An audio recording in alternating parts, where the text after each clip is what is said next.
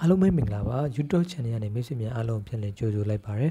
အခုဗီဒီယိုကတော့ TRX ONL မှာ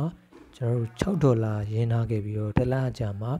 $30နီးပါးပြန်ရခဲ့တဲ့ plan လေးနဲ့ပတ်သက်ပြီးကျွန်တော်ပြောပြပါမယ်ကျွန်တော်တို့နေ့စဉ် mining ထဲမှာ TRX တွေလာယူပြီးတော့ withdraw ထုတ်နိုင်ခဲ့ပြီးအခုတော့ကျွန်တော် invest တွေက cyclical investing ထဲမှာ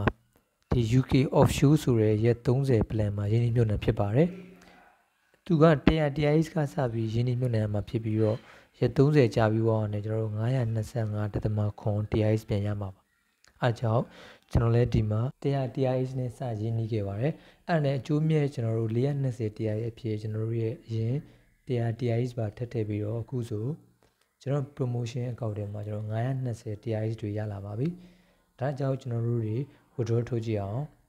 withdraw ကိုနှိပ်ပြီးသွားရင်ဒီမှာရှိနေတဲ့ကျွန်တော်934.9 TRX အကုန်ထုတ်လိုက်ပါမယ်အခုလို့ကျွန်တော်ဆက်ပြပြီးတော့ pending အနေနဲ့ရှိနေပါပြီ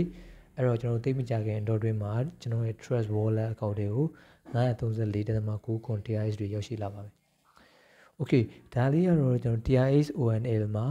invest လုပ်ပြီးတော့$30ကျွန်တော်ရရှိခဲ့တာဖြစ်ပါတယ်အဲ့တော့မိတ်ဆွေများကိုလည်းသိစေလိုတဲ့အတွက်ကျွန်တော် sharing လုပ်ပေးတာပါအကောက်ဖွင့်ပြီးစမ်းကြည့်ခြင်းနဲ့ဆိုရင်တော့ video description မှာကျွန်တော် link လေးချပေးထားပါတယ်မိတ်ဆွေများအားလုံးဒီ TRX ONL website လေးမှာ TRX တွေအများပြယူနိုင်ကြပါစေနော်ဒါအပြင်ကျွန်တော်ရဲ့ channel ကနေ video အသစ်တွေတင်တဲ့သိရှိစေဖို့ channel လေးကို like and subscribe လုပ်ပေးသွားကြပါဦးလို့ပြောကြရင်းနဲ့ပဲကျွန်တော်ရဲ့ video လေးကိုဒီမှာပဲဆုံးသက်လိုက်ပါရနော်